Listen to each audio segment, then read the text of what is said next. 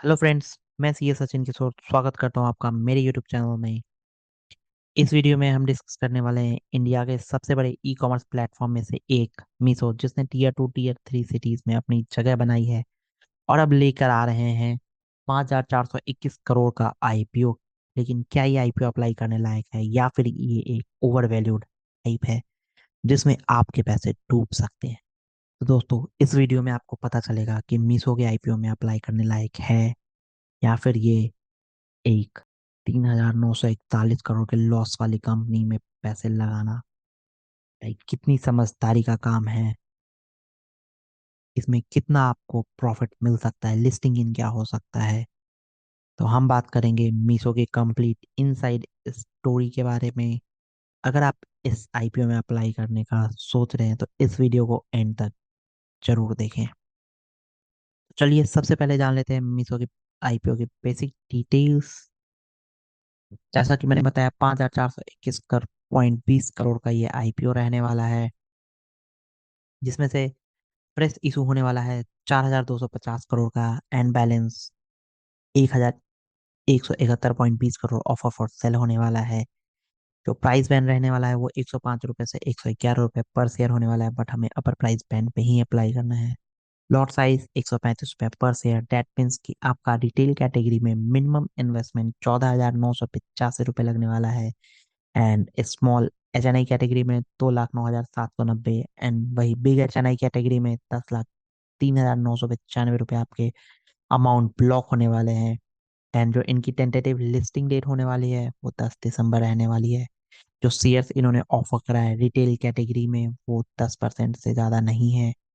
QIB में 75% and HNI category में 15% है, एंड स्मॉल HNI कैटेगरी जो कि 2,09,790 वाली कैटेगरी है उसमें आई गेस 5% ही होगा, and 10% for big HNI category रहने वाला है। ये तो थी आईपीओ के बेसिक डिटेल्स के बारे में। लेकिन ये जो 4,250 करोड़ का आईपीओ रेज कर रहे हैं, लाइक जो फंड आपसे रेज कर रहे हैं, उस फंड का यूज क्या करने वाले हैं, उसका ऑब्जेक्टिव क्या है, आइए वो भी देख लेते हैं, जिससे हमें एक हिडन इनसाइट समझने मिल जाएगा कि कंपनी सोच क्या रही है, क्या प्लान कर रही है। अगर हम देखें तो कंपनी 1,390 करोड़ क्लाउड इंफ्रास्ट्रक्चर पे अपग्रेड पे यूज करने वाली है अपने MTPL सब्सिडीज में, like Meesho technologies private limited में, जो कि AI/ML टेक टीम के लिए है। एंड 480 करोड़ अगेन सैलरीज और हायरिंग के लिए, जो कि फॉर AI/ML टेक टीम के लिए again 1,020 crore marketing and brand building के लिए है, वो भी मीसो टेक्नोलॉजीज प्राइवेट लिमिटेड के लिए ही होने वाला है। एंड बैलेंस 1,360 करोड़ के अराउंड वो एक्विजिशंस, इनऑर्गेनिक ग्रोथ और जनरल कॉर्पोरेट पर्पसेस के लिए यूज करने वाले हैं। अगर यहाँ से हम समझने की कोशिश करें तो ये फंड टेक फोकस्ड है, रेज कर रहे हैं। दैट मीन्स ये अपना एक टेक बिल्ड करने वाले हैं। जैसा हमें पता है कि कंपनी ने रिसेंटली AWS से माइग्रेट किया है, इसलिए क्लाउड पे इतना इन्वेस्ट कर रहे हैं। कोई डेट रीपेमेंट नहीं है क्योंकि कंपनी में डेट ही नहीं है। That's a positive point. तो ग्रोथ के लिए एक क्लीन यूजेस है, लेकिन एक्विजिशंस माइट बी रिस्की हो सकते हैं, एंड न्यू टेक्नोलॉजी पे इन्वेस्ट कर रहे हैं लाइक AI/ML, खुद की टीम। तो लेट्स सी कैसे क्या करते हैं। ये तो थी objective and uses of fund के बारे में। कंपनी के अगर ओवरव्यू की बात करें तो कंपनी 2015 में इनकॉर्पोरेट हुई थी। एक IIT दिल्ली का लड़का सोशल कॉमर्स प्लेटफॉर्म बनाया था। शुरुआत में तो व्हाट्सएप पे रीसेलिंग मॉडल था, जहाँ पे वुमेन एंटरप्रेन्योर्स को मौका मिल रहा था घर बैठे बिजनेस करने का। बिजनेस मॉडल की अगर बात करें तो इनका एसेट लाइट ई कॉमर्स मार्केट प्लेस है। कोई सेलर कमीशन नहीं, रेवेन्यू, लॉजिस्टिक, मार्कअप और एडवर्टाइजिंग से ये 4 लाख प्लस सेलर्स को कनेक्ट करते हैं ये। And 21 crore annual transaction users हैं इनके पास। लाइक टॉप कैटेगरीज जो इनकी है home, kitchen, beauty, baby care. And 50 crore plus app downloads हैं, एंड इंडिया का one of the most downloaded shopping apps भी है। तो कंपनी ने डेमोन्स्ट्रेट लाइक कंपनी ने शोकेस किया है ह्यूज ऑपरेशनल ग्रोथ। एंड आप देख सकते हो कि इनका टीयर 2 टीयर 3 टीयर 4 सिटीज पे काफी अच्छा होल्ड है। सेक्टर की अगर मैं बात करूं, e commerce sector tier 2 tier 3 cities focus पे है एंड अफोर्डेबल प्रोडक्ट्स के लिए। इंडिया का e commerce marketplace current में 6 लाख करोड़ का है। 20% CAGR से 15 से 18 लाख करोड़ तक पहुंच जाएगा 2030 तक। एंड मीशो का मार्केट शेयर उसमें से 25 से 30% का रहने वाला है। डेट मीन्स कि इनके पास ह्यूज पोटेंशियल है ग्रो करने के लिए। Let's keep an I on financials. तो फाइनेंशियल्स के अगर नंबर देखें तो मीशो का टर्न अराउंड तो काफी इम्प्रेसिव देखने को दिखता है, लेकिन लॉसेस भी ट्रेमेंडस है। अगर आप इनके रेवेन्यू पे नजर देखते हो, 2023 में 5897.69, 2024 में 7859.24। दैट मीन्स कि इनका ग्रोथ 30% से अप्रोक्स हुआ है। एंड 2024 से 2025 में 19900.90 CR। दैट मीन्स कि ये अगेन 20 से 25% से ग्रो कर गए हैं। वहीं अगर लॉसेस देखें तो 2023 में 167.90 एंड 2024 में वो लॉस डिक्रीज हो गया, 327.64 CR का रह गया। बट 2025 में अगेन वो लॉस 10 टाइम्स से भी ज्यादा हो गया, 3941.71 CR का हो गया। एंड 2025 में 700 करोड़ का अगेन लॉस अभी भी चल रहा है। 2025 में जो इनकी टोटल इनकम है 5857.69 CR का अभी तक इन्होंने इनकम कर लिया है। अगर लॉसेस देखते हैं तो काफी ह्यूज लॉस है 2025 में। बट 2025 में एक और नोटेबल पॉइंट ये है कि इन्होंने एक्सेप्शनल एक्सपेंसेस बुक किया है एंड इनका रीस्ट्रक्चरिंग हुआ है। लाइक इन्होंने operational model and in US से इंडिया में शिफ्ट कर रहे हैं। अ kind of reverse flip tax है, जहाँ पे इन्होंने one time exceptional cost book किया है। तो इनका adjusted loss one time exceptional expenses को अगर एडजस्ट करने के बाद तो 108 करोड़ होता है। डेट यू कैन से कि ये ऑपरेशनल लॉसेस भी है।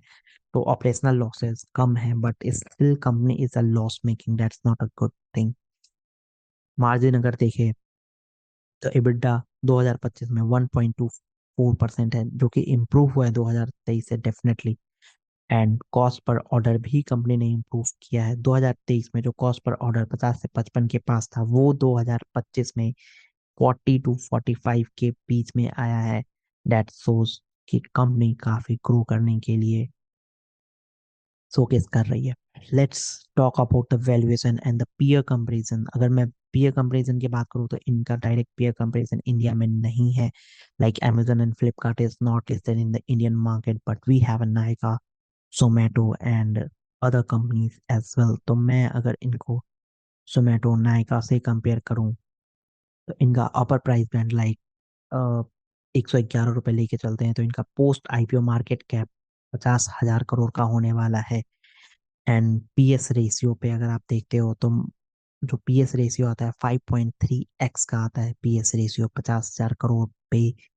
एंड पीयर कंपेरिजन में अगर मैं नायका की बात करूँ तो 4.2x पे लिस्टेड है। लाइक PS रेशियो इनका 4.2x है बट वो प्रॉफिटेबल है, that notable point. Swiggy 6.61x है बट लॉस मेकिंग है। जोमेटो 8.5x है प्रॉफिटेबल, बट वो रिसेंटली ही प्रॉफिट हुआ है। And Meesho is asking for 5.3x PS ratio the valuation and again a loss making company. तो मीशो का अगर आप मार्केट कैप पीएस से कंपेयर करोगे तो लाइक अलाइंड है उनके साथ, एक मीडियन रेंज में आता है। एंड ये डिस्काउंट पे भी नहीं है बट ओवर वैल्यूएड भी नहीं है। तो वैल्यूएशन, क्या ये वैल्यूएशन फिगर है हम देखेंगे। रेवेन्यू मल्टीपल अगर अप्रोच लेके देखे, like unprofitable organisation 4.6x revenue पे लेके चलते हैं, या 4.2x जैसे नाइका है उनका अगर रेवेन्यू PS रेशियो को 20 लेके चलते हैं तो भी इनका एक रेवेन्यू रेंज में आता है, लाइक वो समवेयर अराउंड 45 to 50,000 करोड़ के बीच में ही आएगा। दैट मीन्स कि ये मिड रेंज में है, ना कि महंगे ना ही ज्यादा expensive. EV to sales ratio को अगर टारगेट करें, वहां पे अगर हम हिडन डेट है उसको लेके चलते हैं तो EV to एंटरप्राइज वैल्यू इनका लाइक 6.9x आता है, जहाँ पे आप कह सकते हो कि थोड़ा तो एक्सपेंसिव साइड पे है अगर आप डेट को भी फैक्टर करते हो तो। DCF अप्रोच अगर लेके चलते हैं तो मीशो 30% रेवेन्यू अगर लाइक CAGR नेक्स्ट 5 ईयर्स में, जो कि एक्सेप्शनल मैं लेके चल रहा हूँ, 30% रेवेन्यू अगर मीशो अचीव करती है एंड प्रॉफिटेबल हो जाती है 2027 तक, एंड 10% EBITDA मार्जिन लिए लेके आते हैं 2028 तक। ये सब सिर्फ एजम्पशन है, note that my personal assumptions है, तो मैं ये कहूँगा कि 105 111 का प्राइस बैंड फेयरली वैल्यूड है, स्लाइटली ओवर वैल्यूड साइड पे, लाइक डिस्काउंट पे नहीं मिल रहा है। लेकिन the condition is 30% revenue CAGR, profitable 2027 तक, एंड 10% EBITDA मार्जिन 2028 तक। दैट्स अगेंस्ट, बट अगर अब हम वर्डिक्ट की बात करें तो 111 रुपए का जो प्राइस बैंड है वो फेयरली वैल्यूड है, स्लाइटली ओवर वैल्यूड साइड पे इन तीनों मॉडल में देखने के बाद। तो डिस्काउंट पे तो डेफिनेटली नहीं मिल रहा है। लिस्टिंग गेन के लिए अप्लाई करना रिस्की हो सकता है क्योंकि ये लॉस मेकिंग कंपनी है। आई नो GMP 30% चल रहा है, we will see that, but again it will be a risky company. Strength and opportunities की बात करो तो अपॉर्चुनिटीज में लाइक इनके पास ह्यूज अपॉर्चुनिटीज है। जैसे मैंने पहले बोला, अगर CAGR 20% से जो ई कॉमर्स मार्केट को ग्रो करता है 2030 तक, तो 15 से 18 लाख करोड़ का मार्केट होता है, एंड 25% भी अगर मीशो एक्वायर कर लेता है तो ह्यूज अपॉर्चुनिटीज इनके लिए है।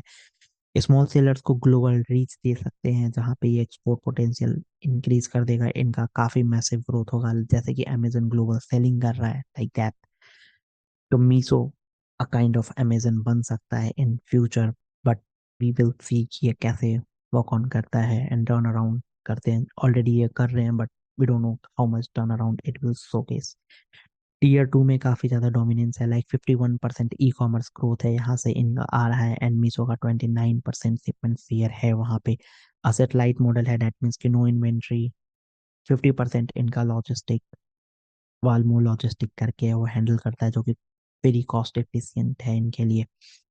एंड टेक एज डेफिनेटली मिल रहा है क्योंकि ये अपना AI ML and everything platform build कर रहे हैं, एंड AWS से ऑलरेडी ये शिफ्ट कर चुके हैं, मीसो टेक्नोलॉजीज प्राइवेट लिमिटेड पे फोकस कर रहे हैं। हिडन रिस्क की अगर मैं बात करूं तो losses and cash burnout definitely hidden risk है। FY 25 में जो आप इनका लॉसेज देख रहे हो 3,941.71 करोड़ का, एंड उसमें वन टाइम लॉसेस है डेफिनेटली, बट फिर भी अगेन एडजस्ट करने के बाद भी इनका लॉस है। 2025 30 सितंबर में भी इनका लॉस ही चल रहा है, कैश फ्लो भी निगेटिव है, like 2000+ CR cash flow negative था इनका 2023 में। तो these are not the good point. Litigation की अगर मैं बात करूँ तो AWS इनका डिस्प्यूट चल रहा है, 127 करोड़ का क्लेम किया है AWS ने कि इनका ड्यू है, AWS को पे करना है।